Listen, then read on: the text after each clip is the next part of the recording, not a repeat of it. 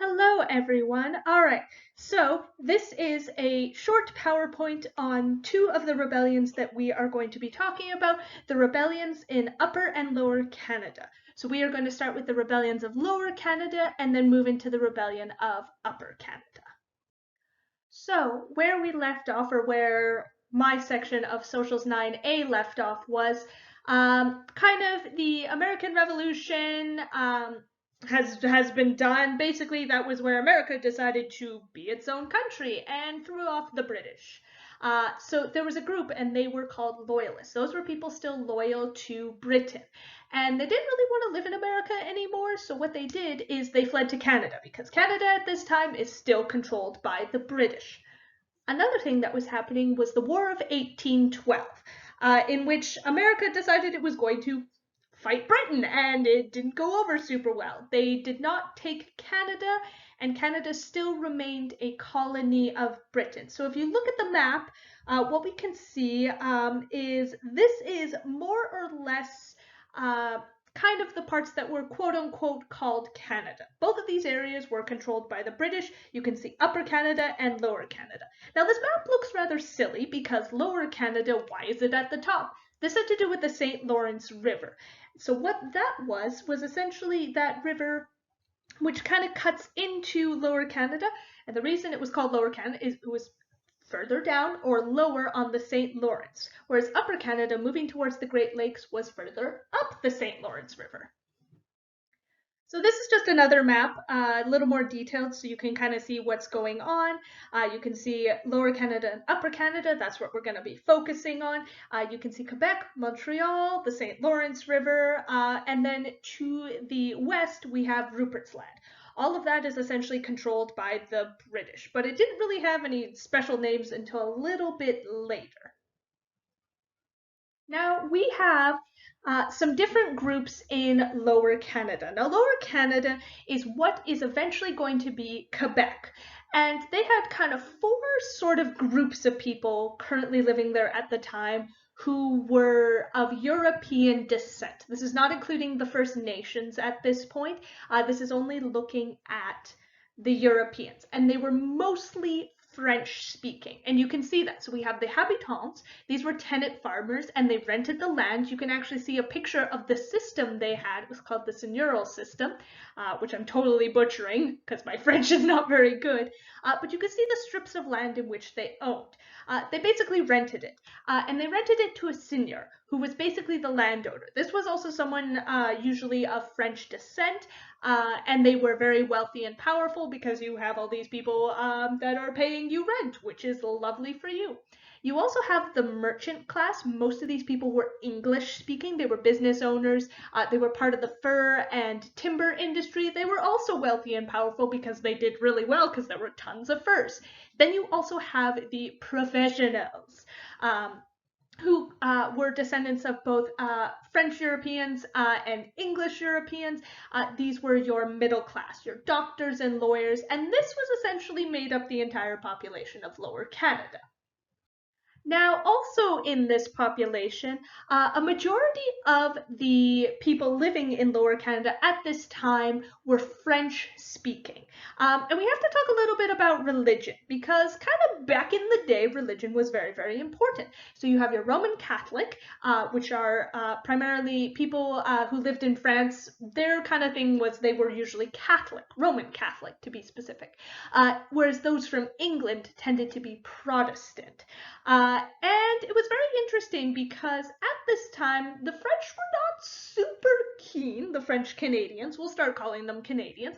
The French Canadians felt kind of threatened by the non-French immigrants. They were worried that they were going to lose their ability to speak French and their French culture that they had in Canada. So they weren't super keen on all those loyalists who were fleeing kind of into their area, which is interesting, that whole concept of not liking immigrants. We definitely see that coming up a little bit later. So we have one gentleman by the name of Louis-Joseph Papineau. He was a wealthy seigneur. Remember, he's a landowner, and he was a member of something called the Legislative Assembly. So this was a group of people who essentially was making decisions in the colony of Lower Canada. He was also conservative conservative. Now, when we think of conservative, we usually think of the Conservative Party in Canada. It was completely different back then, although there were still similarities. One of them was the fact that they favored, the Conservative Party still favored traditional things. So Papineau was the leader of the Parti Canadien. These were considered, we're calling them the early separatists.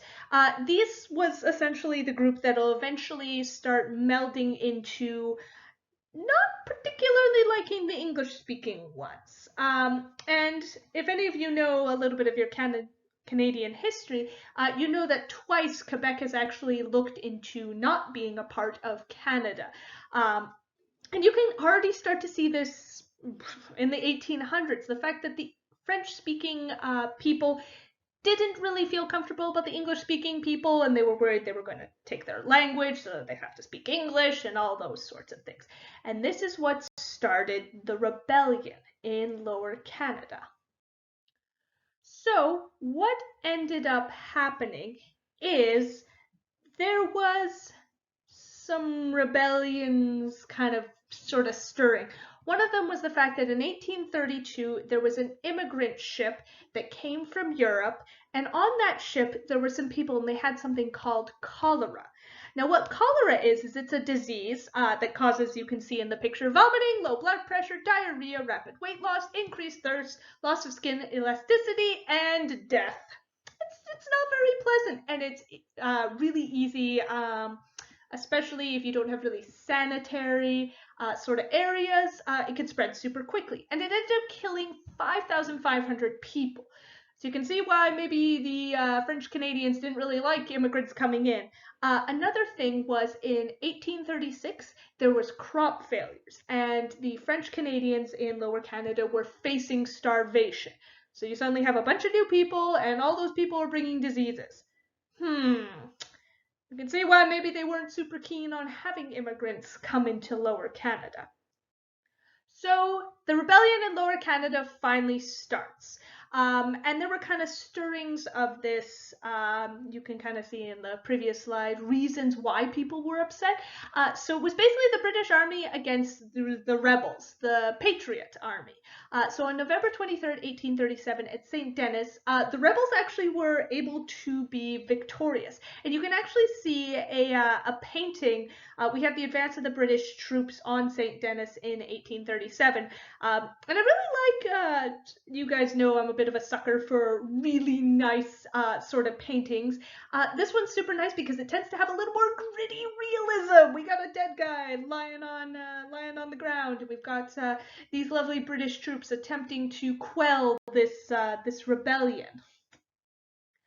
So we had kind of two other sort of major battles. One of them was at St. Charles. Unfortunately, those sort of French-Canadian rebels lost to the British Army. And at St. Eustache, the British ended up defeating the last of the rebels. Now, something really interesting, I believe it's at St. Eustache. There is apparently, you can actually see in the picture below, this is the St. Eustache battle. So you can see kind of the difference between the two sides. If you actually look to the left, you can see the British soldiers. They're all super nicely lined up. Whereas the rebels, you can see, they're not lined up. They don't have the same uniform. It's meant to kind of show they're not as organized. In the background is an interesting building. This is a church. And allegedly, what ended up happening is some of the rebels went to flee into the church, and the British soldiers barred the doors and lit the church on fire. So a bunch of the rebels died, obviously. They're inside a burning building. And those that tried to escape out the windows, the British soldiers just kind of opened fire on them. Ooh, fun, fantastic. The grittiness of rebellions and what people are willing to do to stop the other side. So the rebellion was not super long, kind of three sort of major battles, and then the British kind of just ever so quietly kind of quelled kind of the rebels. Papineau ended up fleeing to the United States because he suddenly realized it was not safe to remain in Canada.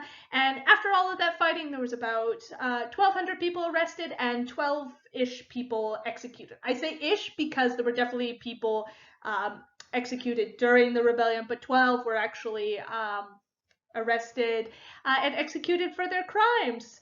So that kind of sort of finished the Lower Canada Rebellion. Now we're moving on to the Upper Canada Rebellion. So there was one in Lower Canada and one in Upper Canada. So again, we have our same picture. So the part that we're going to be looking at is Upper Canada, which we know nowadays this is going to become Ontario. So you can already think about which group of people are living here. These are mostly English-speaking loyalists who have fled from the United States, as well as most of the British colonists who have come from England to kind of settle in what is going to become Canada. So, remember all those loyalists who fled from the States because of the American Revolution? Well, most of them are going to end up in Upper Canada. The thing is these loyalists are technically not Canadian colonists. So there was a question of whether the former US citizen should actually be allowed to hold property or hold office, meaning could they be part of government? So this started the question of the whole concept of immigration and whether these quote unquote people from the States, these American immigrants, had a right to own land. There was also an argument between the different denominations of the church and who should be running the schools, because back in the day, the churches were the ones running the schools. There wasn't a public education system. That comes much later. So there was a group and they were called the Family Compact. This is the ruling elite.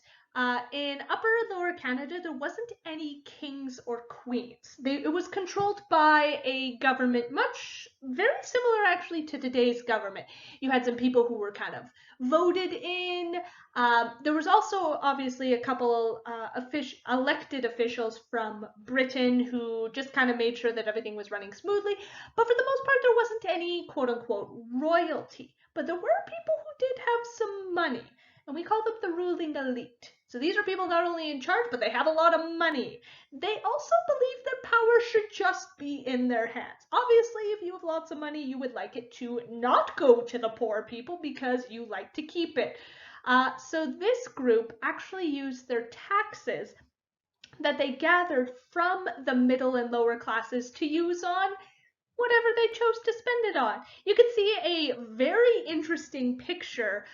This was kind of a political cartoon of the Family Compact. You can see the person in the back with kind of the very interesting sort of demonic looking wings. Some people argue that this is to show that kind of Britain in all of its glory was kind of playing behind the scenes and making sure that all the rich hoity-toities got to keep all their money. It's very interesting. All right, so who didn't like the Family Compact and was able to have enough influence to actually talk about it? There was a gentleman by the name of William Lyon Mackenzie, and he actually created this newspaper. It was called the Colonial Advocate, and it spoke about the issues of the Family Compact and the fact that they seem to have a lot of money and seem to be manipulating the system.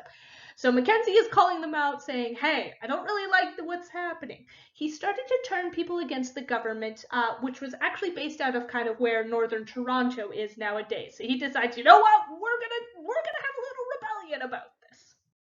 So probably the funniest rebellion, which I really enjoy, is the Rebellion of Upper Canada. Why?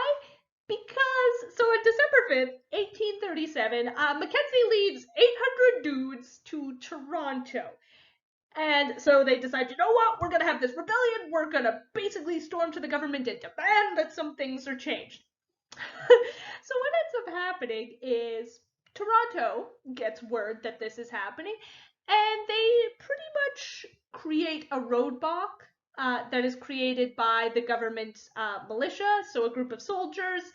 And basically what ends up happening is the government soldiers, so Mackenzie and his men kind of go trudging up the road and they're like, yeah, we're going to do this rebellion. And then the government has kind of its little army, and the government's like, hey, you should probably stop. So they did. There was no fighting. This wasn't like the Lower Canada. There weren't really any shots fired or anything. Pretty much the government's like, yeah, go home, guys. Like, you don't do this. And Mackenzie's like, oh no, this is not going well for me. So he does the same thing, and he flees to the States because it's safer there. So what comes of these two very small rebellions?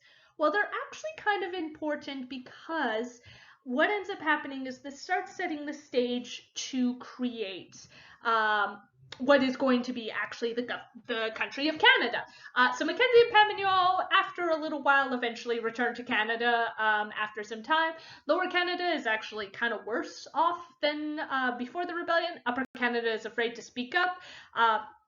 You'll see actually in the corner the graph, kind of the pie chart. And what this was is this was who was essentially executed, transported to different places, jailed, and then banished from Canada. You can see a lot of people were arrested and eventually just kind of let go. So there's lots of unrest happening in Upper and Lower Canada. So in the end of all of this, we have a gentleman by the name of Lord Durham, and he's sent as the Governor General, basically the person who is a representative of Britain. And he suggests potentially uniting Upper and Lower Canada to become the United Province of Canada. You're starting to see that we're now getting some of the names. Canada, province. So we're starting to get towards, maybe we should bring these two places together. Maybe make a province, maybe talks of making a country.